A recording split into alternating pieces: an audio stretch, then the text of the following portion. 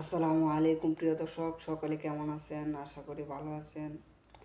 আমিও আলহামদুলিল্লাহ ভালো আছি। আপনাদের দোয়া এবং ভালোবাসায় তেমন বেশি একটা ভালো না, তারপরে শুকরিয়া আলহামদুলিল্লাহ। আল্লাহ তাআলা যথেষ্ট পরিমাণ ভালো রাখছে। আগে রিয়াদে ছিলাম। রিয়াদ প্রায় 1 বছর বিদেশ করছি। 8 মাস 9 মাস হবে বিদেশ করছি। বিদেশ মনে হয় নাই যে আমি বিদেশে ছিলাম।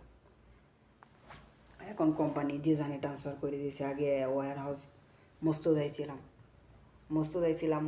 ডিউটি করার সময় মস্তদায় ডিউটি করছি। ডিউটি মনেই হয়েছে না যে বিদেশ করতেছি। এখন জিজানে পাঠায় দিছে।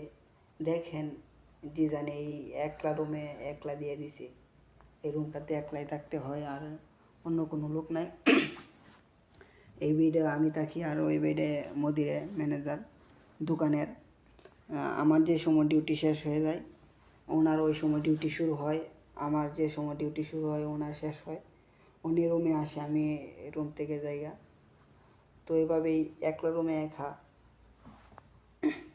আর বুঝি না, আমি যখন দোকানে যাই, আমি যে আগে ভিডিওগুলাও করতাম, ভিডিওগুলা সব কিছু বাস্তবে রূপ নিতেছে। বুঝি না আল্লাহ কী জন্য দিতেছে।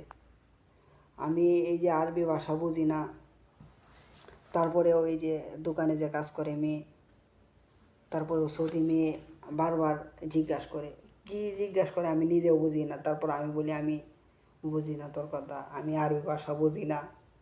তারপর আবার একই কথা, আবার পেশাল, আবার বলবো।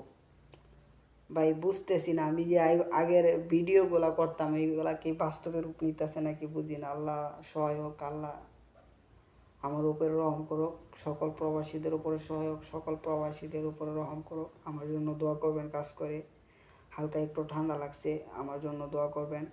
সকল প্রবাসীদের জন্য দোয়া করবেন। আসসালামু আলাইকুম।